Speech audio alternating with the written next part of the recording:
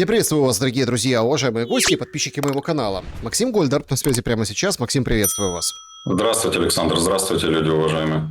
Очередной обстрел Киева. Одну сбили баллистическую ракету, Зеленский сетует, и уже который обстрел Украины выставляет виноватыми Запад, Трампа, Соединенные Штаты Америки. Трамп же ровно в момент обстрела, так часовые пояса сложились, что говорит о том, что да, мы ничего не обещали, мы думаем, никаких там патриотов не будет.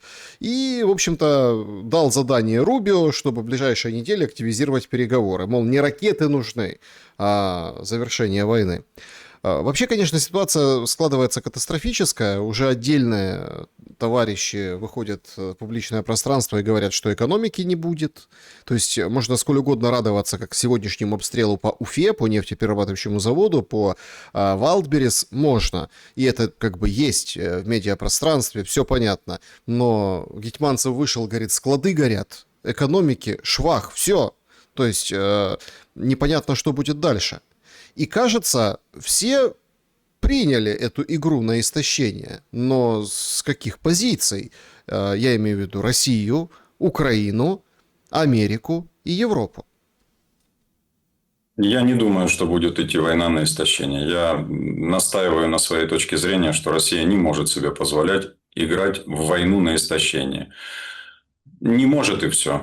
И она этого делать не будет. Она сегодня имеет очень много внутренних забот и очень много внешних забот. И то, во что превратилась ситуация с войной в Украине, я уверен, абсолютно не планировалась Кремлем в 2022 году. Все пошло не так, как предполагали. Ничего из того, что сегодня есть, не шло по плану. Это не по плану, это очевидно. У России куча внутренних проблем. Разбираться с ними ей нужно. Размазывать дальше эту кашу по столу она не может. Не может, потому что, перефразируя Зюганова, который сказал, что революция на кону, низы не хотят и верхи не могут. Вот на что похоже, если война в Украине продолжится. Для России ее необходимо, жизненно необходимо закончить в ближайшее время. Именно поэтому она будет наращивать количество ударов. Именно поэтому это только по тыловым, так сказать, узлам Украины, по городам, по логистике, по объектам энергетики. Я думаю, что Россия к тому же готовится запараллелить эти удары с серьезным наступлением на фронте. Я уверен, что войска российские в этом смысле готовятся. Я знаю о том, что с весны там поменялось кураторство. Я знаю, что Суровикина вернули. Я знаю, что у него свой подход к ведению войны, и мы с вами это обсуждали. Я уверен, что в этом смысле запараллелят. И я уверен, что то, что проходила Украина в июле, в августе усугубится, количество обстрелов увеличится, количество ракет не пойманных, или как там они это называют, не сбитых, и их попаданий в цели или не в цели увеличится.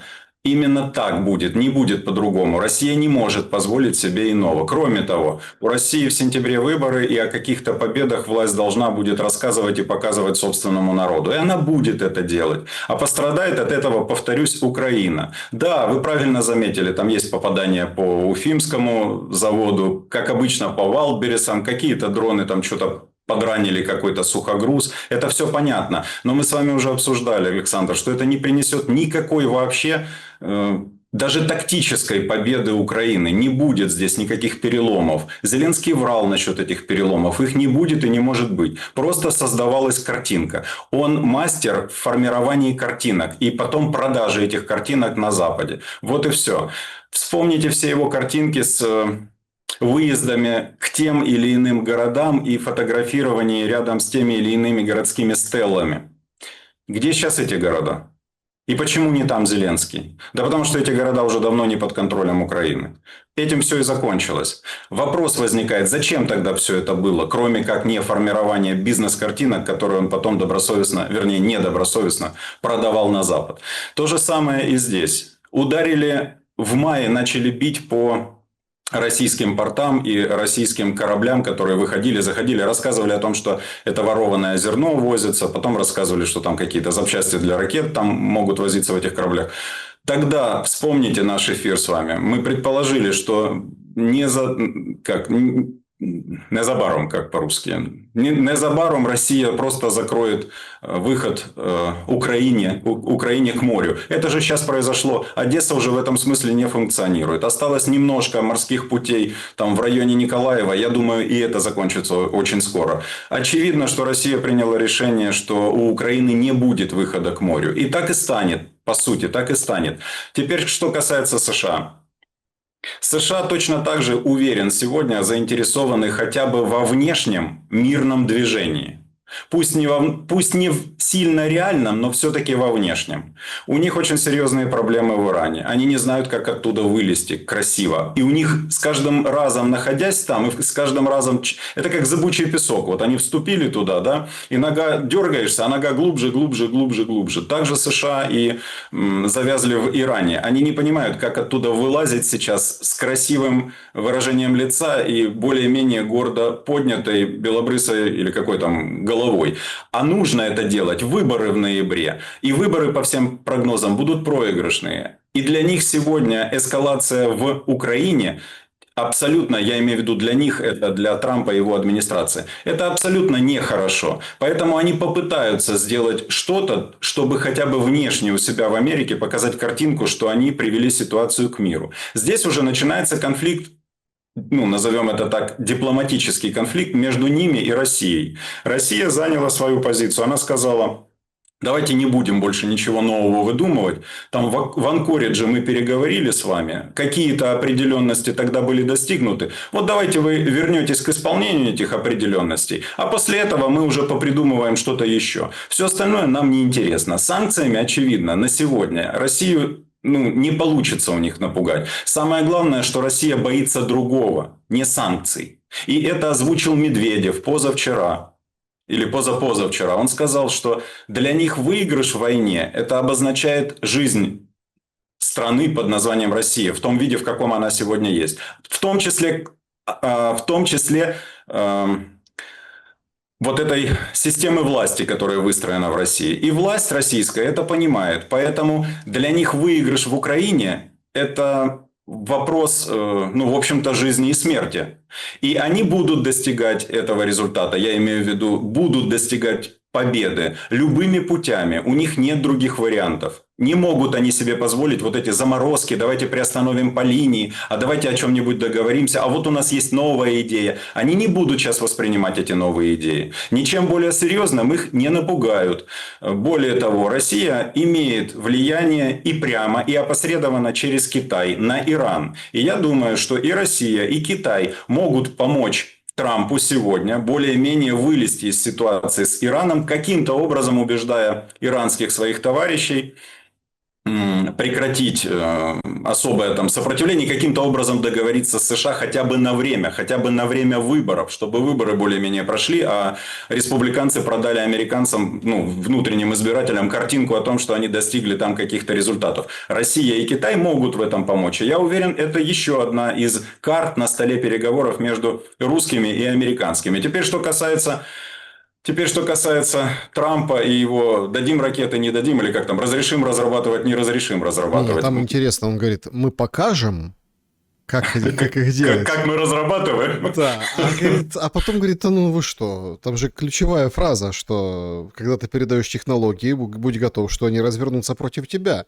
Ой, как неудобно. Или как? Собственно говоря, сегодня это и испытывает Европа. Да? Они напичкали в свое время Украину технологиями, они напичкали в свое время Украину боеприпасами, а сегодня главный прокурор Палермо заявляет о том, что сицилийская мафия заказывает себе вооружение из Украины, в том числе супердроны там какие-то, для того, чтобы бороться в том числе с главным прокурором Палермо, и в целом с итальянской властью. И об этом говорит итальянская власть. А сколько случаев на территории Европы, когда задерживали грузовики, целые грузовики с автоматами, гранатометами, бомбами и так далее. А сколько случаев, когда заказные убийства осуществляют спецслужбы Украины на территории Европы, либо те, кто так или иначе опосредованно или прямо связан со спецслужбами Украины. Европейские органы безопасности это уже понимают. Мы с ними общаемся. У нас нормальные аналитические консультационные контакты с многими из них. И мы видим, что они на самом деле репу чешут. Они понимают, что ящик Пандоры открыт, и ветер с этим оружием, пулями, бомбами и дронами подул сюда, в жирную, мирненькую Европу. Здесь это сегодня происходит, и они об этом очень сильно переживают. Насчет Трампа. И уверен, что Зеленский ему никак не дорог. Вы, наверное, обратили внимание, что укрсми 3 дня пестрели различными дебильными статейками о том, как Трамп круто изменил отношение к Зеленскому в частности и к Украине в целом. Ничего похожего, ничего он и не Ой, да там изменил. просто целая же история. Усик приезжал, он у него спросил, Да. как И Усик попросил полюбить Зеленского. полюбить Да. Зеленского, а тут взял и полюбил. И говорит, Да. что вас отличает от русских? Он показал на сердце и на голову. Ну На да. что, наверное, тоже с английским плохо, или, неважно. И Усик, и вот эта Лорка, которая приезжает, у всех взяла интервью, еврейская гражданка США, которая рассказывает о том, что нацизма нет, и давай с Белецким, пытаться каким-то образом, да, обсуждать символы и знаки нацистские, ненацистские у Азова. Это же просто нонсенс. Нонсенс. Еврейская гражданка США, а у нас еврей-президент в Украине, который пестует все то, о чем вы сказали, который называет именем нацистских преступников те или иные воинские части. Поэтому это уже не нонсенс, это уже повторяющийся украинский казус. Как долго этот казус будет повторяться? Или до разрушения Украины в полном объеме, или все-таки остановится? Я сейчас сказать не могу. Но в целом я хотел бы отметить, что Трампу Зеленский меньше намного интересен, чем, допустим, победа на выборах в Конгресс и потом победа на выборах в Сенат. Трамп отлично понимает, что если его противники в парламенте начнут его морочить импичментами, а они поводов найдут очень много, от ошибок во внешней политике до, очевидно, скажем так, дел детей или семьи Трампа, которые можно рассматривать сквозь призму, допустим, уголовного права Америки. А противники Трампа, которые из нифига в отношении него обвинения выдвигали, на этой почве такие обвинения создадут, что мало всему семейству не покажется. И Трамп отлично это понимает и должен понимать. И мы как-то с вами говорили о том, что, уверен, там вполне серьезно рассматривается, как бы ему больно это не было, вариант его преждевременного выхода на пенсию для того, чтобы более-менее его ставленник, который к нему будет относиться лояльно, тот же Венс, стал из вице-президентов президентом для того, чтобы подготовиться к будущим президентским выборам и победить на них, и защитить впоследствии интересы семейства Трампа. Я думаю, Трамп обеспокоен этим, а не Зеленским. К Зеленскому отношение у него не может измениться. 80 лет отношения не меняется. Люди стареют, они не меняют круто и кардинально. Тем более к Зеленскому. В отношении Зеленского у Трампа давно сформирована картинка. Люди, которым он скажем так, не безгранично, которым он доверяет и которые формируют его точку зрения или влияют на его точку зрения, к Зеленскому относятся презрительно и пренебрежительно. Это очевидно. Они в силу дипломатии могут помолчать, скажем так, и поулыбаться, поздороваться, но не больше. И я думаю, что в первую очередь потому, что они рассуждают отчасти так же, как рассуждал когда-то покойный Сильвио Берлускони. Сильвио Берлускони сказал, что никогда бы не пожал руку Зеленскому, потому что этот господин имел все основания, это его слова, имел все основания не допустить войну в Украине, не допустить убийства своих людей, разобравшись нормально с Донбассом, выполнив договоренности.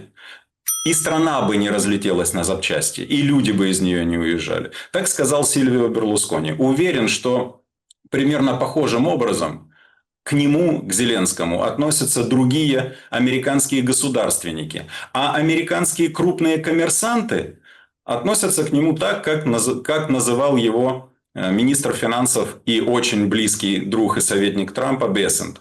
Ничего в этом смысле не изменилось. Да, Америка использует ситуацию в Украине исключительно в своих собственных корыстных, геополитических, каких угодно интересах. Как недавно сказал Трамп. Да мы можем забрать там сейчас все недра, любые недра, которые там есть, мы можем забрать по тому соглашению, которое подписал Зеленский с Трампом и которые ратифицировали зеленые слуги в украинском парламенте. Мы можем забрать их недра в счет погашения тех 300 миллиардов долларов, которые мы им дали. Трампа интересует Украина исключительно как источник прибыли для своей страны, либо для своих бизнесов. Это раз. И два, как источник проблемы для России, который можно использовать для того, чтобы торговаться с Россией в нужных себе целях. Кроме того, Украина прекрасно выполняет задачу создания проблемы в целом в Европе. И тем самым еще больше и больше опускает Европу по отношению к Соединенным Штатам. Резюме. Трамп в этом смысле точно так же заинтересован, чтобы все-таки показать Америке, что он достиг мира в Украине. Русские с ним торгуются сейчас. Торгуются достаточно жестко. Они в этом смысле немножко идут ва-банк. Пока они ходят в этот самый ва-банк и убеждают Трампа, что он их не напугает, обстрелы украинской территории усилятся. Кроме того, я уверен, готовится серьезная военная операция, задача которой будет проломить фронт и заставить войска украинские откатываться назад вглубь территории. А когда войска побегут, в принципе, большого дела уже дальше делать не нужно будет.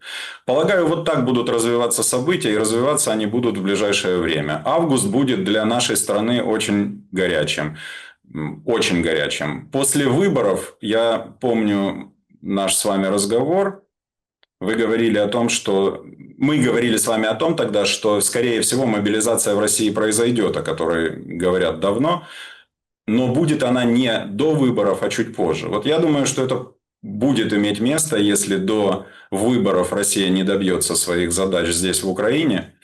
И в таком случае ситуация сентябрь-октябрь достаточно еще больше усугубится для нашей страны. Резюме. Все эти рассказки о переломах, все эти рассказки о перемогах – это все вранье. Это все вранье. И опять мы ходим по кругу, но между тем, может быть, повторение мать учения. Единственным шансом для Украины сегодня остаться Украиной, кто бы там что ни рассказывал, это заключать с Москвой мир. И не в Вашингтон кататься, а в Москву кататься и там договариваться. Как бы ссыкотно не было. Нужно это делать, если в тебе есть хоть какая-то клеточка доброты или честности и порядочности, и клеточка заукраинская. Не за бабки свои, не за власть свою, не за свое самоудовлетворение в этом кресле, а именно маленькая клеточка доброты и любви к нашей стране. Тогда ты поедешь в Москву и будешь там договариваться. А нет, будешь устраивать вот это шоу и скулить о том, что ой-ой-ой, у нас ракет нет. Так если, блядь, у тебя ракет нет, чего ты воюешь тогда? Почему ты тот же самый Киев подставляешь под эти удары, если ты не можешь его отбивать? Может быть, логично закончить все это? Крепко подставили под удар Киев, крепко подставили под удар, и, начиная от выставок, заканчивая заводы, суда, это все понятно мы видим. Но мне так нравится, как на голубом глазу наши телемарафонисты, эксперты рассказывают, вот, например, киевлянам сегодня не стоит открывать окна и включать кондиционеры, потому что задымление после ночной атаки. Это вот семейного доктора включили в эфир, да, и там миленькая семейный доктор, миленькая ведущая, вот они обсуждают. Говорят, поскольку кондиционеры забирают воздух с улицы, заносят продукты горения, вредные для здоровья в дом. По этой причине стоит обзавестись очистителями воздуха. Тем, кто вынужден спускаться в метро и бомбоубежище задымленным улицам, она рекомендует, врачиха, носить марлевую повязку, смоченную в воде. Это тоже поможет. Понимаете, какая... Ну да, сюрреализм какой-то. Какая-то дичь. Ну, елки-палки, какая-то дичь. То есть мы вместо того, чтобы как бы приходить к чему-то, Говорим, нет, ты намочи марлечку, приложи к носику и ходи. Ну, ничего страшного. Так а что, куда попали, что горит, что делать? Надо же что-то делать. А все говорят, не, нормально все. То есть это абсолютный какой-то сюр. Это абсолютный бардак в головах. Это абсолютный промытый информационно и пропагандой, ну, вот такой эгрегор навис над Украиной, понимаете? Какая-то хрень, которую там хочется взять какой-то веник и помахать, и как бы разогнать этот туман. Но все же четко понимают, что, ну окей, какая победа? Ну, ничего не будет. Ну, вот эти все герои, вот ни один националист не пикнул после слов Трампа, достаточно четких, прямых, резких и понятных, которые вы привели. Что типа, мы сейчас придем, заберем все, что нам надо, и вообще как бы у нас сделка, все, пошли вон. То есть никто... Карась, почему вы думаете, что они будут пикать? Ну, Тут очень смотрите, важная вещь. Карась венчается в храме. Ему говорит Корчинский, вот сейчас они там немножко попразднуют и типа куда-то поедут, все у них хорошо. Корчинский там начинает рассказывать о том, что плохо или хорошо, сейчас Дропатый начинает полки вот эти штурмовые, где грязь, ужас, ну вот это все. Он начинает их там вычищать. Сенсация дня вчерашнего, что ничего себе, вот этих штурмовые бригады, да, вообще могут расформировать. У нас ходят с картонками 5-7 тысяч человек по Киеву. Ну ничего, 5-7 тысяч масок смочим водой, приложим к пятакам и будем дальше митинговать. Это абсолютная картина идиотизма. Это верно. Это похоже на картины средневековых мастеров голландских, Брегеля, например, где дикая ситуация, и таким образом фламандский художник показывает, как выглядит человеческий мир. Вот примерно эта картина сегодня налагается на нашу страну. К сожалению, это так, но касательно националистов. У Бродского есть замечательное произведение «На День независимости Украины». В Украине оно запрещено, но между тем оно есть, это произведение. И там есть отличная характеристика этих самых националистов. Ой, вы казаки, гетманы, вертухаи. Для тех, кто не знает, вертухай – это тот, кто стоит… Охранник тюрьмы, если коротко. Охранник. Вот в годы Великой Отечественной войны огромное количество националистов были в охранных отрядах. Не только в дивизии СС Галичина или в дивизии СС Нахтигаль, но и в охранных отрядах, в полицейских отрядах, в айнзац-группах, то есть карателями. Они убивали людей, они охраняли концентрационные лагеря. В 1991 году Бродский подметил эту черту, эту особенность этой прослойки. Гетьманы – вертухаи. Так вот, вертухаи, Александр, не могут разрабатывать полезные ископаемые в своей стране. Они не могут добывать их. Они не знают, что с этим делать. Они не могут заводы строить.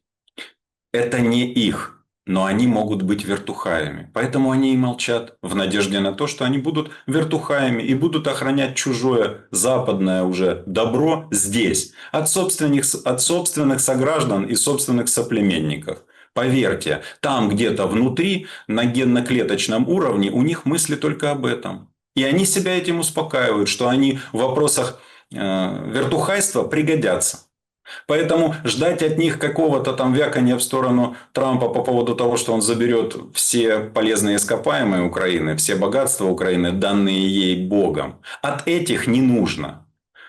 Они что-то создали у себя там, откуда они пришли в Киев, или откуда они полезли дальше. У себя там что они создали? Хоть одно производство можно назвать? Хоть одно. Я о дронах сейчас не говорю. А еще что? Ну, раскопки вот этого янтаря на Волыни. Да, это умело они делают. Контрабанда тоже умело. А что еще?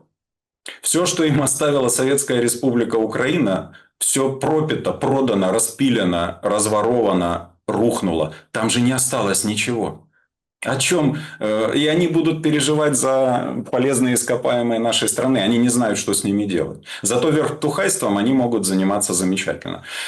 Это касательно вот этой реплики. А в целом, Я могу понять многих людей, которые, ну, не то чтобы уже с ума люди сошли от этих постоянных обстрелов, взрывов, вони, гари, гибели. Но к этому же всему привыкаешь. И сколько случаев было, мне друг рассказывает, в Сумах, например, на детской площадке дети играют, тут гремит сверху где-то, жужжит дрон, выходит мать на крыльцо загнать детей, а потом кричит им: а, все нормально, він же пролетів, грайтеся, грайтеся. То есть сюрреализм, вы правильно сказали, но война в целом меняет мышление, меняет отношения, поднимает изнутри человека все самое плохое. Возможно, в мирное время человек был бы намного лучше, но война оголяет его настоящесть и обостряет эту самую настоящесть, которая очень часто и очень у многих является крайне бесчеловечной и крайне опасной. Вот что сегодня происходит в Украине. А что касательно вот этих телемарафонов, меня радует то, что все меньше и меньше людей сегодня смотрят эти телемарафоны. И даже украинские продажные соцопросники не могут скрыть эту цифру. И сейчас порядка 20% одобряют только то, что видят и слышат, и верят тому, что видят и слышат в этих телемарафонах. И для меня как раз намного важнее и приятнее знание, не ощущение, а уже знание того, что наши программы смотрят намного больше людей, что наша основная аудитория именно там, в Украине. Это очень здорово, это хорошо. И кто знает, может быть, те мозги, которые эти годы пропаганды свернули, мы поможем во многом или многим поставить на место. Кто знает. Мы даем ту информацию, которую не дает Украина, точнее, украинская власть и укропропаганда, и вот эти ломы, и укромарафоны. Мы даем другую информацию, и людям есть из чего выбирать, есть что анализировать, как анализировать. Ну и ради юмора, наверное, надо этой экспертке передать, что современные кондиционеры, они не забирают воздух снаружи, они гоняют воздух, который находится в комнате, он циркулирует просто, а наружные блоки нужны для того, чтобы охлаждать, соответственно, охлаждать сам кондиционер, сам блок кондиционера. Туда выдается жара, ну и так далее. Короче говоря, не то сказала экспертка. А насчет марлевых повязок, наверное, верно. Вопрос только в том, что ее советы по тому, как правильно киевлянам поводитися, как использовать кондиционеры и покупать себе очистители воздуха, они все разбиваются о то, что электричества нет. Вот в чем дело. Да. Купи хоть 3 электричества, но если... Удар Да. вот этот прошлый был по энергетике. Сейчас идут сообщения, что на пике мощно, ну, на грани, то есть может быть. Причем, опять-таки, все, что долетело, прилетело, это все используется для того, чтобы, смотрите, вы нам не дали. Очень...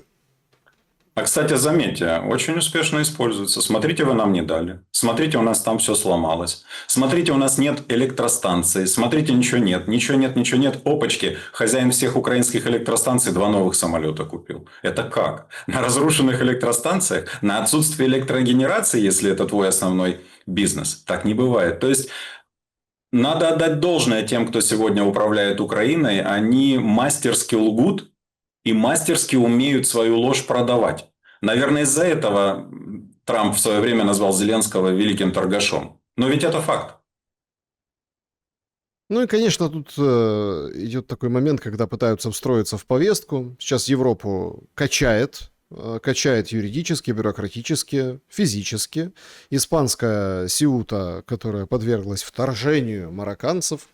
Ну, там, правда, сейчас начинают включать антикриз, говорят, да нет, они все ушли. Ну, не все, а там половина так точно. Там 60 тысяч пришли, там 25 уже ушли сами, по добру, по здорову, все хорошо. Ну, все прекрасно видят, что это вообще ситуация показала и что нам сказала о Европе. Австрия обвинила Испанию, Италия закрыла Шенген, Франция отправляет этих вояк на границу, ну, чтобы дальше не просочились. Это, представляете, такая история. Вот, понимаете, странная вот какая-то вещь. Сибига выходит и говорит, что это рука Кремля. Ну, а что он еще может сказать? Где? Марокко? Да, Я не да. слышал такого. Так он говорит, Да. это рука Кремля, смотрите, они все подхватили, качают, вот это все Кремль, это им на руку, они разваливают, Ну, шатают Сибиха Европу. никогда не отличался глубоким мышлением и умом. Он таким образом обвиняет Трампа в том, что Трамп – это Кремль, и Нетаньяху – это Кремль. Он обвиняет их, ведь очевидно, что провокации с этой ситуацией с марокканской границей, марокканско-испанской, они на руку в первую очередь Белому дому и на руку в первую очередь Израилю. Это очевидно. Поэтому Так, а Сибига... Европа почему так реагирует? Ну, подождите. Нет, Как именно? вы вообще не в курсе. На самом деле, Reuters сообщала, что из Марокко А-92 бензин поступает в Россию, а это вот вам прямая связь. Вы же прокурор, вы можете ниточки-то сложить. Покупают у Марокко бензин россияне. Так. И Ну, поэтому значит, сказали на, марокканцам напасть на Испанию? на деньги Кремля. А, вот оно как. Ясно. Поэтому очень сложно, конечно, вслушиваться в Сибих, потому что если каждый раз это слушать, то можно мозгами двинуться просто-напросто от того, какие версии эти ребята выстраивают. И вы правильно заметили, других объяснений и оснований сказать у них нет. Я бы другое привел в основание происшедшего, если это интересно, в Испании. Кто не знает, это анклавы Сеута и второй. Бам-бам-бам. Короче говоря, это маленькие анклавы, принадлежащие Испании, находящиеся на территории Северной Африки, окруженные страной под названием Марокко.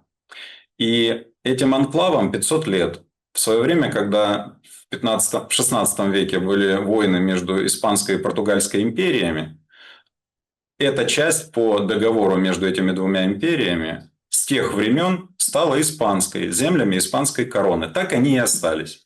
Они не были марокканскими в прямом смысле слова, потому что Марокко образовалось уже где-то к 1960 году. А 500 лет там власть испанской короны. Это первое. Второе. Эти десятки тысяч людей, которые туда прорвались, не могли просто так попасть на континент, потому что Африку и Европу разделяет море. Это важно. Третье. Когда Мелани или кто-то а-ля Мелани начинает шуметь о том, что надо отрезать Испанию от Шенгена, она это делает или они это делают в первую очередь для своих телезрителей. У них тоже позиции крайне недобрые у себя там в стране. Им нужно на что-то перенести, переключить внимание. Более того, свои собственные проигрышные моменты в вопросах миграционной политики перевести на соседнюю страну. Они в это и играют. Это обычная политика, ни больше, ни меньше. Никто никаких шенгенов пока не остановил. Это третье. Четвертое. Как говорят, вы же говорите, вы же прокурор. Прокуроры всегда должны думать о том, кому выгодно. Кому выгодно. Когда начали бомбить Иран, пожалуй, единственная страна, которая жестко сказала, что она первое, против бомбежки Ирана. Второе, не даст воспользоваться своими военными авиабазами для воздушного флота США и Израиля. Это была Испания. И на этой почве были очень серьезные скандалы между Санчесом и Трампом. И вы помните, что Трамп неоднократно шумел о том, что вы там такие-сякие, вы не платите в НАТО взносы в достаточном количестве. Кстати, Испания отказалась платить 5% взнос. Она сказала, вот 2% у нас есть, мы будем платить. А вообще мы классные парни, классные союзники. Такая сегодня позиция испанского правительства. Я не говорю, что оно хорошее или плохое. Я передаю, какая позиция. Резюме. Ответ на вопрос, кому выгодно качать ситуацию в Испании и дождаться, допустим, чтобы в Испании произошла смена правительства. Ответ на него очень простой. Это выгодно сегодня Белому дому, и это выгодно сегодня Тель-Авиву. Просто потому, что Испания выступает против внешней политики этих двух стран. Дальше. Конечно, ненормальным в целом является ситуация, когда за несколько дней в твой анклав просачивается, где живут 80 тысяч человек, просачивается 60 тысяч марокканцев. Это ненормально. Это настолько наплевательское отношение к своим собственным гражданам, да, потому что понятно, чем это все может закончиться для мирных людей. И только потом, когда уже ситуация достигла критических моментов, отправили туда войска и полицию. Это можно было делать и нужно было делать раньше. Это все понимают. И скажу вам, что что бы сейчас ни сделали, сколько бы марокканцев не отправили назад в Марокко, а их уже отправили из 60 больше 40 тысяч, что бы сейчас ни сделали, по правительству Санчеса нанесен очень серьезный удар. Я не знаю, закончится ли это в Испании досрочными выборами или нет, но удар нанесен такой силы, который поправить ему будет очень тяжело. Людям сложно разбираться в экономике, когда им рассказывают о валовом продукте, о количестве трудоустроенных, о росте там какой-то доходной части домохозяйств. Людям сложно слушать это. Обычные люди такое не воспринимают. Санчес этим козыряет. На сегодня действительно Испания одна из единственных идущих вперед экономик Европы. Особенно на фоне Германии и Франции. Испания на самом деле развивается в этом смысле. И хорошо развивается. Но люди это не услышат. Люди услышат другое. А, он просрал границы. И, кстати, они во многом будут правы, когда так подумают. У нас мигрантский кризис, как так, мы получаем, условный испанец средний получает 1500-2000 евро на руки, а араб, который сюда приехал, получает на каждого человека по 600 евро ежемесячно помощи просто за то, что он приехал. Ну, а вы же понимаете, что приезжают они сюда очень часто таборами целыми. Отец, мать и 117 детей. У них нормальные доходы от испанского правительства. Конечно же, испанцам это не нравится. И вот эта тема, которую создали сейчас в анклавах Испании на севере Африки, она ударила уже по Санчесу очень сильно и ударит. То есть это будет действие с длящейся негативной для него энергетикой, которая, скорее всего, это уже мой прогноз, в ближайшее время повлечет за собой изменения в структуре власти Испании. Поэтому я думаю, те, кто организовал этот процесс, а он был явно организован, вы, уверен, видели видео, когда марокканцы грузовиками подвозят этих своих других марокканцев, полицейские регулируют эту тему, выгружают их рядом, и те цыгане шумной толпой по Бессарабии бродя побежали дальше на территорию Испании. Так что мой прогноз, что цели достигнуты. Они будут достигнуты в ближайшее время. И вот, кстати говоря, если это теперь укладывать в моменты важности для Украины или не важности, это тоже важно, потому что Санчес показывал себя тем европейским лидером, который полностью поддерживает Зеленского. А вспомните, Александр, мы с вами говорили о том, что 27-й год – это огромное количество или подавляющее большинство этих европейских поддерживателей Зеленского уйдут в сторону, их не будет на своих постах. Вот я думаю, что этот кризис приведет к чему-то похожему и в Испании, и с этим премьер-министром. А в целом картинка складывается из того, о чем вы сказали, из бытовых даже вопросов. Да? Нет энергии, нет воздуха, нет воды. Эти еще и воду собрались в 2-3 раза поднять в Киеве. Можно подумать, что они ее производят. Но это вот, кстати говоря, все оскал того олигархата, той олигархии, которая правит нашей страной. Когда они вытягивают из бедного народа все, что только можно вытянуть. Пусть народ сдохнет, но надо пару новых самолетов купить. Поэтому они этим и будут дальше заниматься. Так вот, даже теперь учитывая все бытовые вопросы, гибель людей, гибель солдат и офицеров, Зеленский что-то не говорит ничего. Он забрал тела убитых из Константиновки или нет? Там же 13 тысяч человек должны, трупов, точнее, передать. Русские собираются. О чем вы? Он воскресил 5000 человек с февраля месяца. Как воскресил? В каком смысле? В прямом. Он в феврале месяце говорил, потери убитыми в ВСУ 50 тысяч человек. А вот недавно, во время поездки в США, говорит 50. И все немножко в шоке от этого. Зато сейчас все смакуют, что там контейнеровоз Росатома потопили в Черном море. Это сегодняшняя новость. О том, что сейчас Собянин выложил статистику, 6200 там с чем-то дронов летели на Москву. И вот это, смотрите, какая перемога. Все так любят эти цифры, крупные, да, я имею в виду обсасывать. Смотрите, какие мы мощные, потужные. Вот вам мощь, потужность. 5000 человек воскресил Зеленский. Слушайте, это не каждому дано. То есть, по его словам, как 50 тысяч, да, погибших за все это время. Но здесь вы тогда привели очень четкое сравнение, лучше которого я не слышал, и оно дойдет, по-моему, даже вот до муравья.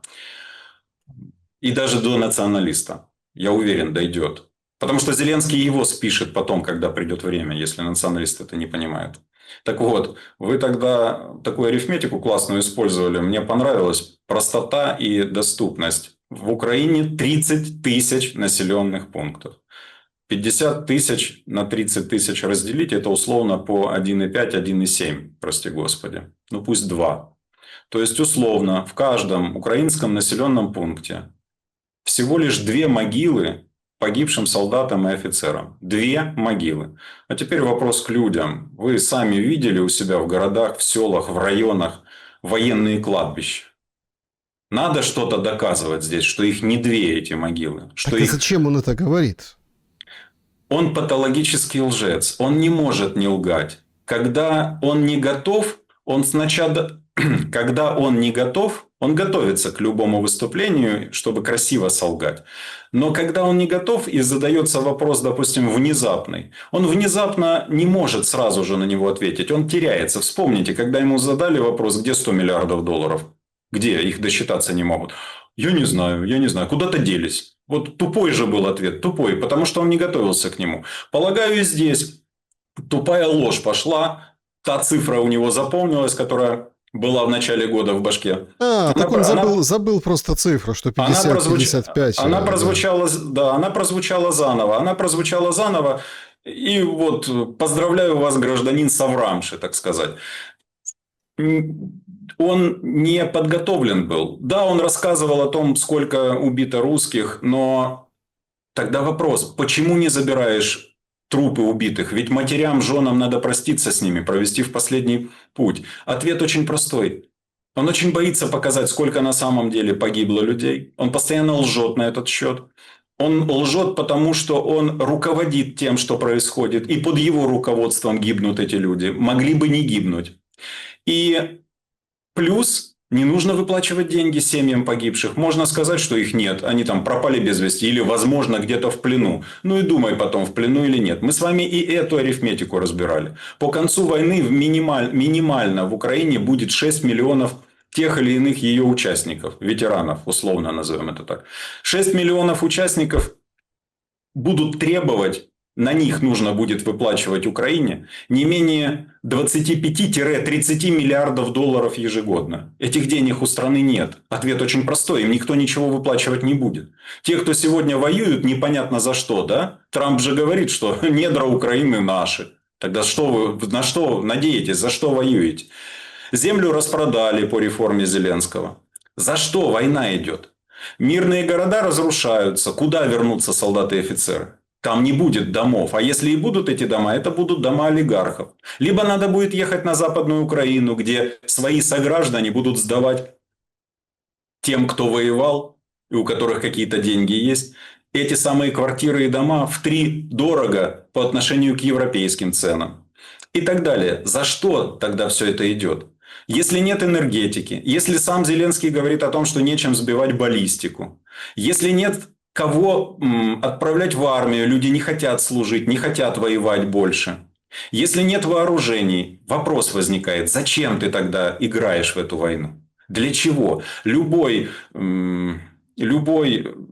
в школе учащийся старшеклассник ответит при таких вопросах, даст ответ, что не нужно воевать, нужно заключать мир. Стало быть, если он воюет и тянет эту войну, и хочет, чтобы она тянулась, ему это нужно, ему это выгодно.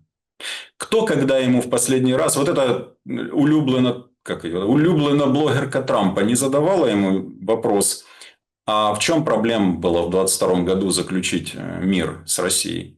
Ведь уже все были там, уже и Арахамия собирался все подписать. В чем проблема была? Почему ты развернул людей оттуда? Почему переговорная делегация украинская уехала из Стамбула? Сколько бы людей с 22 года выжило? Более того, сколько бы земель вернулось бы в Украину? Сколько бы времени было для восстановления и развития и дальнейшего, пусть не процветания, но, скажем так, восстановления, становления на ноги нашей страны. С 22 года, 4 года по его вине идет война. Ведь он развернул тогда мирную делегацию. Ведь можно было заключить договор о мире. Просто ему сказал это сделать босс английский тогдашний премьер Джонсон. Ну, вот так выглядит картинка. Мы с вами постоянно задаем друг другу риторические вопросы. Почему риторические? Они умные, эти вопросы. Я понимаю, на что они направлены. Они направлены на то, чтобы на этом акцентировать внимание людей, которые нас смотрят. Но они, в общем-то, риторические. Мы постоянно говорим, ну вот же Нет, черное. я не согласен Вот же... с вами. Не согласен. Я с вами Объясните. не согласен. Почему? Потому что, смотрите, в момент, когда приехала эта лорка и говорит, нюхал с Макроном, он говорит, нет, ха-ха-ха. Нацисты, говорит, нет нацистов. С Белецким там вот это все. О, я провела с ним полдня. Понимаете, тогда остается... Вот это не риторический вопрос. Понимаете? А называть свой вопрос риторическим, типа и так понятно, да ну-ка, ну что же, ну давайте, давайте так Давайте и сидеть. молчать, да, вы об этом? Да. Нет, мы не... И нас будут кормить вот этой хренью, потому что она вернулась, это... Нехорошая женщина вернулась и говорит, ой, если бы я была Трампом, я бы убила Путина. Ему ее переспрашивают, подожди, говорит, ты что, как бы, ты такое говоришь, типа, Трампу советуешь? Говорит, не-не-не, это если бы я была, мы бы там какую-то спецоперацию сделали, чтобы там он сердце... Ну, бред вот это, да? То есть начинает как бы петлять, потому что понимает, что она там вот это тут можно нести всякую хрень в Украине, да, там, за деньги Ахметова, а там кто-нибудь, опа, за язык возьмет, это ж таки, как ни крути, Америка, страна юристов, она заплатит очень дорого за это, причем физически, деньгами, то есть за вот такую ерунду, и начинает петлять. Но по сути, мы же видим, ну, что деньги не пахнут, мы же видим, как сейчас возвращаются там в пул банковой вот эти ермосята при Ермаке, которые были, сейчас их опять назад подтянули, потому что надо собирать всех до кучи, надо воевать дальше, надо идти как бы и бороться, надо продлевать вот эту агонию войны. И поэтому я с вами не соглашусь. Ну, а можно сидеть и все понимать, как собака. Сидишь, все понимаешь, а сказать не можешь. Я понимаю, что вы имели в виду. Под риторическими вопросами, пожалуй, я имел в виду то, что мы говорим о вещах, которые не могут быть непонятны умным людям, и которые понятны и свидетельствуют о том, что единственным вариантом, все остальное является прикрытием и ложью, единственным вариантом для того, чтобы страна осталась и продолжала называться Украиной, является немедленное заключение мира с Москвой. Не с Вашингтоном, не с Брюсселем, не через них. А может быть через них, пофигу. Но с Москвой. Туда надо ехать, там надо договариваться. Все остальное ложь, все остальное прикрытие. Все остальное говорит о том, что те, кто рассказывают, что война нужна и скоро переломный момент, они враги. Они враги, которые готовы отправить целую страну на убой. Это первое. Второе. Абсолютно вы правы, что можно молчать, кивать башкой и созерцать, наблюдать. Ну, можем с вами смс-ками обмениваться. Там два умных парня начнут друг другу рисовать. Вы правы в этом. И, пожалуй, наш разговор и системные наши беседы, системная наша аналитика, системное наше показывание причинно-следственных связей как раз и говорят о том, что уж кто-кто, мы не безразличны. Мы создаем сегодня возможность людям видеть и слышать другое. Не то, что является лживой пропагандой и направлено на разрушение их понимания и их мозгов, а то, что даст возможность им, первое, узнать информацию, а второе, подумать самим, самостоятельно над тем, что происходит. Это тоже немаловажно. И я считаю, что это верная, правильная, достойная деятельность. Она сегодня нужна Украине, она нужна сегодня украинцам. Третье. Я говорил уже о том, что за время нахождения в вынужденной политической эмиграции у меня и у моих друзей получилось установить контакты в Европе со службами полиции и безопасности, в Америке с людьми, которые формируют или влияют на формирование мнения о обеспечении национальной безопасности и советуют в том числе Белому дому по тем или иным вопросам. Нам удалось установить эти контакты. И мы со своей стороны подаем огромное количество информации правильной информации о том, что происходит в Украине, кто такой Зеленский, что такое окружение Зеленского, сколько примерно денег награбили, ну и так далее и тому подобное. Четвертое. За это время в Европе вышло больше 200 моих публикаций по острым темам в Украине.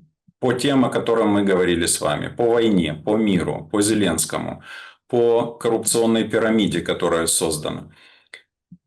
Я считаю, что если все это взять во внимание, то работа, которая делается, это важная, нужная работа. Чрезвычайно важная. Возможно, намного важнее, чем походы Федорова с картонками и его сторонников по Майдану. Это тоже неплохо. Я объясню, что я имею в виду. У меня нет сомнений, что конфликт между Зеленским и Федоровым возник в первую очередь из-за денег, а не из-за патриотизма или там любви к родине, еще чего-то. Не, подождите, Нет. там Юрий Бойко, Юрий, по-моему, да? Да, ну, журналист который, или вылетело из головы. Он говорит о том, что прям четко есть информация, что вот эти партнеры, которые, ну, бабки европейские, которые сейчас вводят вот этот хороводы по Крещатику, за чей счет это все происходит, они с ним встречались, планировали операцию, ну, то есть операционные действия по закупкам и так далее. То есть вы правы, деньги, да. Но они ему сказали, президентом будешь. А тот говорит, да, ну, буду. То есть тут помимо денег, в физическом понимании этого слова, есть еще и, учуял запах нового, там, молодого конкурента Зеленский. Как говорил белогвардеец Лемке в фильме «Свой среди чужих, чужой среди своих», это нужно не всем, это нужно одному. Все они гетьманы, вертухаи. Вот насколько четко подметил их нутро великолепный Бродский. Насколько классно обозначил эту касту. Конечно, здесь идет война денег, война тщеславия. Здесь не война идет за родину, и это очевидно. Но я назвал эти хороводы хорошими, потому что эти хороводы помогают Украине избавляться от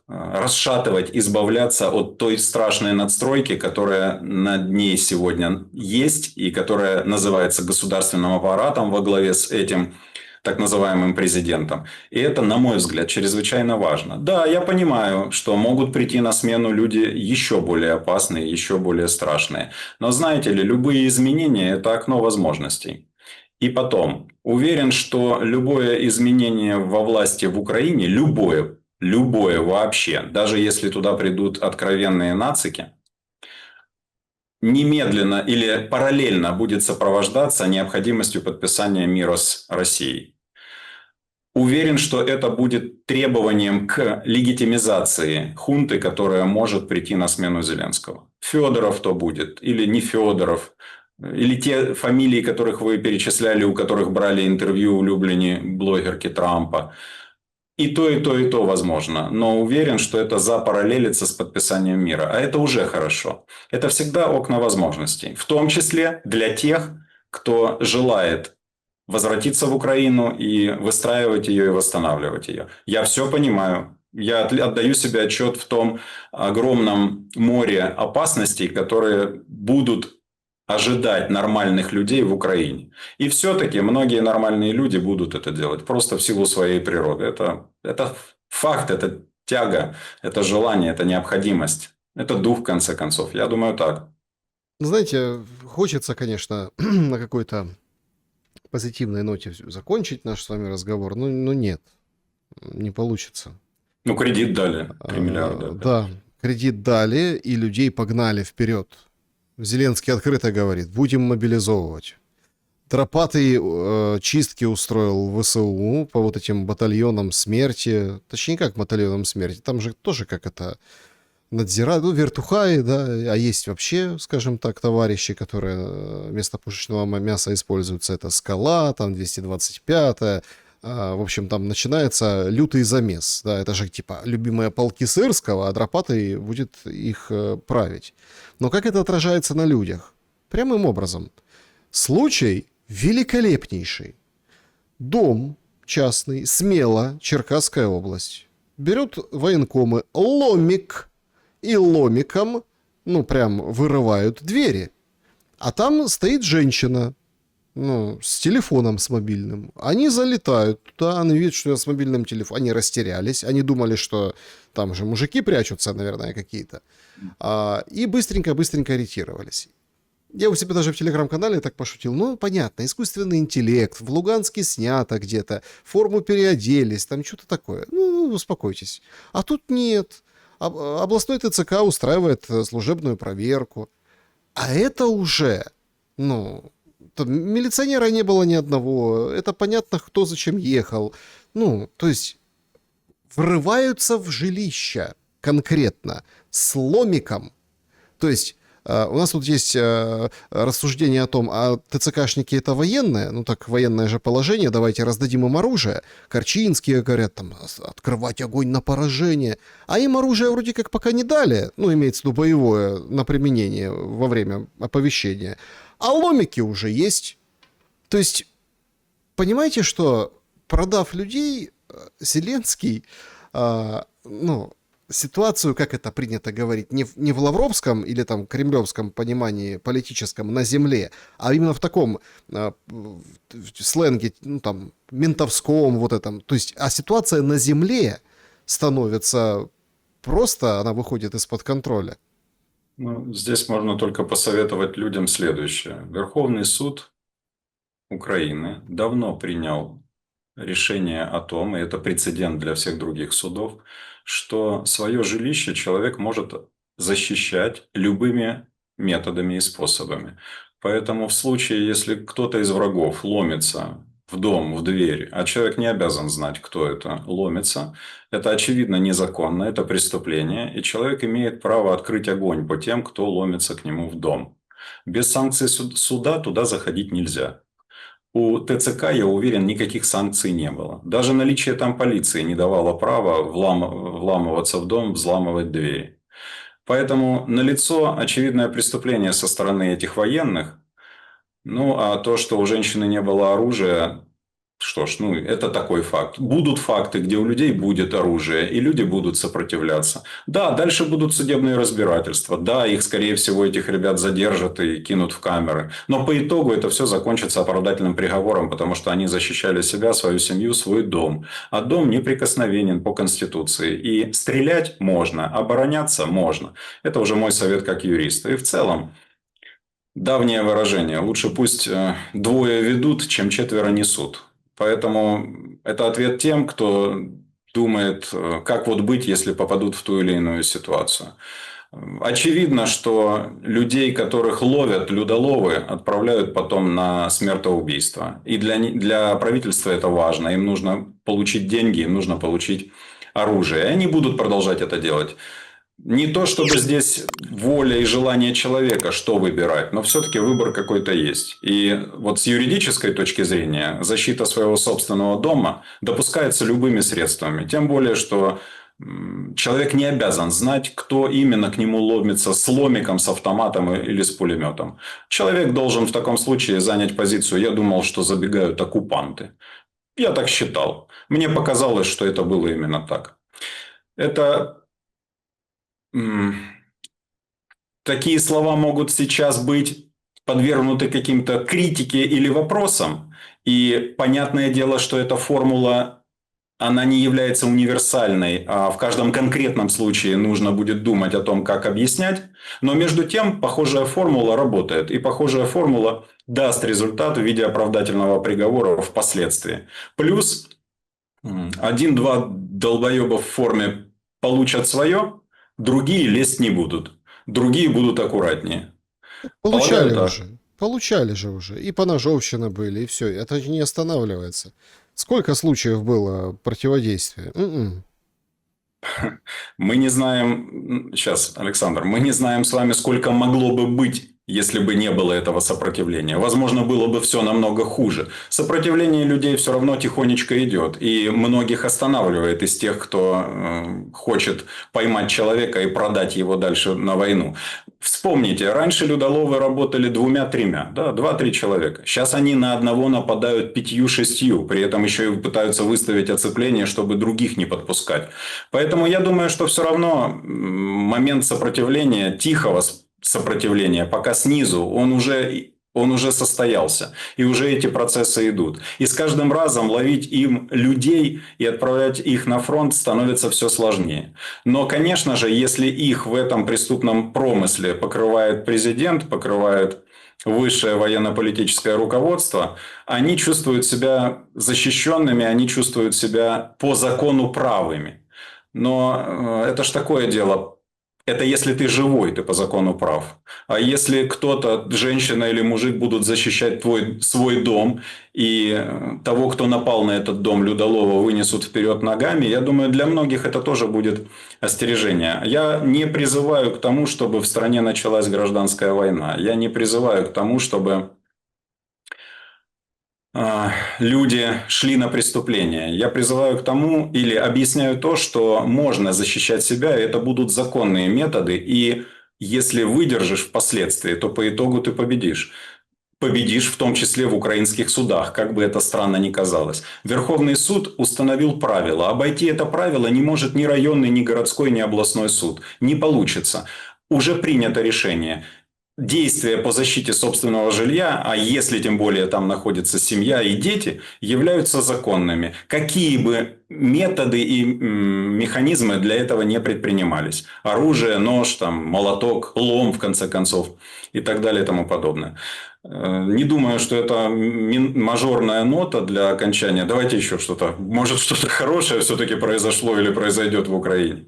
Мне кажется, что все равно совокупность факторов вокруг Украины вынудит в ближайшее время реальных игроков, тех, кто управляет этой ситуацией, тех, кто реально влияет на нее, вынудит привести ситуацию к миру. И я думаю, что Трамп будет в этом точно так же заинтересован. Обратите внимание, после короткой встречи на похоронах с Зеленским, Трамп отправляет в Украину, после каких-то переговоров, отправляет в Украину заново вот эту парочку неразлучную, Кушнера и Уиткофа.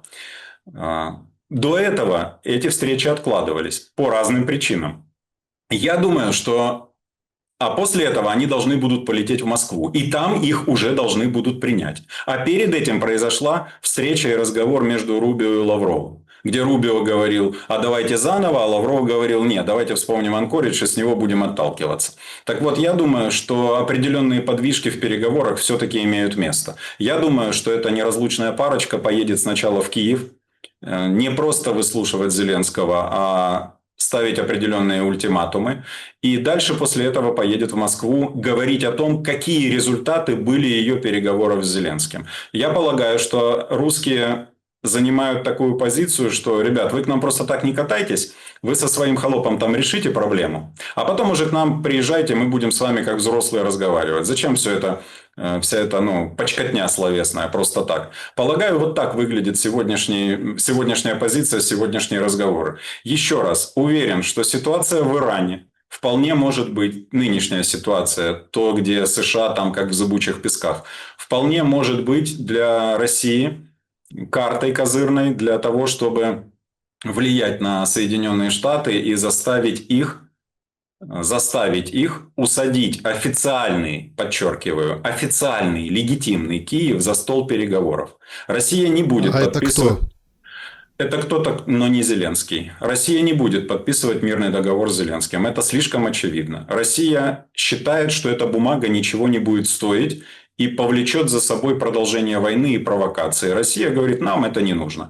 Ставьте другого. Хотите, ставьте. Я думаю, что даже Россия в данном случае отдаст условному Западу возможность самим принять решение, кого они поставят на гетманство в Киеве на какое-то время. Легитимизируют его со всех сторон, то есть его признают полномочия и Россия, и США, и Европа, и, возможно, Китай с Индией, то есть такие весомые государства.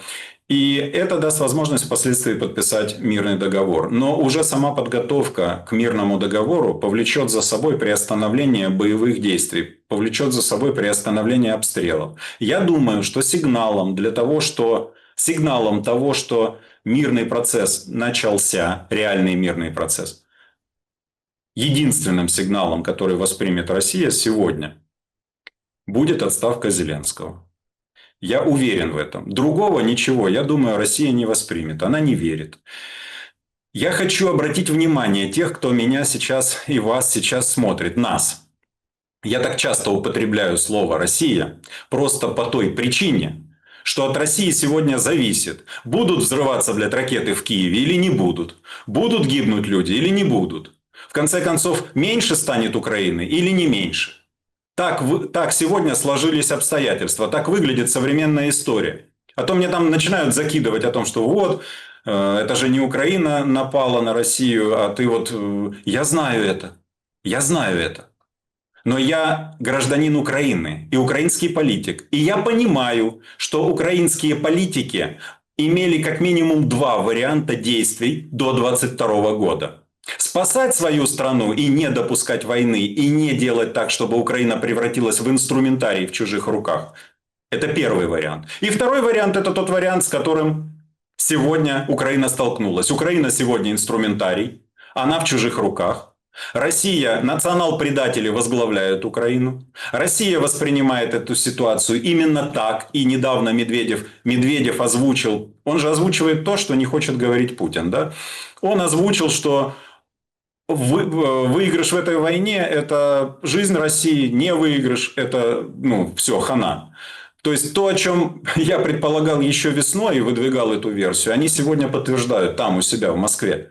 Так вот, второй вариант – это поступить так, как они поступили. Допустить превращение нашей страны в инструментарий в чужих руках и в чужих интересах. И теперь этот инструментарий, единственное, что может сделать Россия в этой ситуации, это уничтожить этот инструментарий. Она не пойдет сегодня воевать с теми, кто этим инструментарием умеет пользоваться. Не может себе Россия позволить воевать с НАТО. Да и НАТО не может позволить воевать с Россией. Понятно, что это будет ядерная катастрофа мирового масштаба. Ничем другим это не может закончиться. А вот уничтожить то, во что превратили нашу страну, Россия сможет. Да, я понимаю, можно задать вопрос, а что ж 4,5 года не смогла? И вы, и я уверен, ваши зрители, и я уверен, очень многие аналитики, и я уверен, очень многие генералы задаются до сих пор этим вопросом, что же это за странная война такая шла все эти годы. Так вот, Россия уходит от этой странной войны. Она уходит от нее, и она подходит к другой войне, к той самой, которую, простите, некоторые тупые головы очень хотели. Хотели увидеть кровь. Совершенно верно. Звали на свою же землю эту войну. Вот в чем дело. Вот почему я так часто говорю о России. Потому что от нее сегодня зависит мир в Украине или его отсутствие. Вот почему. А не потому, что я там за кого-то или против кого-то. И уж если кого-то интересует моя точка зрения, против кого я точно, и кого я точно считаю врагом нашей страны и причиной этой беды, это тех, кто позволил Украину превратить в этот самый инструментарий. Нынешних в том числе. Но не только нынешних. Их не так много на самом деле. Их в масштабах всей Украины до условно 10 тысяч. Переловить это все потом и наказать для того, чтобы страна вдохнула воздух справедливости, будет большой обязанностью нового нормального руководства Украины. Вот как я считаю. Максим Гольдорф был моим собеседником сегодня. Спасибо за время и мысли. Вам спасибо большое. До свидания. Друзья, подписывайтесь, не забывайте ставить лайки, или дизлайки. В общем, реагируйте и в комментариях напишите, с чем согласны, с чем нет. Это очень важно. Изложите свою точку зрения. Ровно для этого мы беседуем. Но самое главное, несмотря ни на что, да, мы с вами увидимся, это точно. Берегите себя. Горячий август нас ждет. До скорого.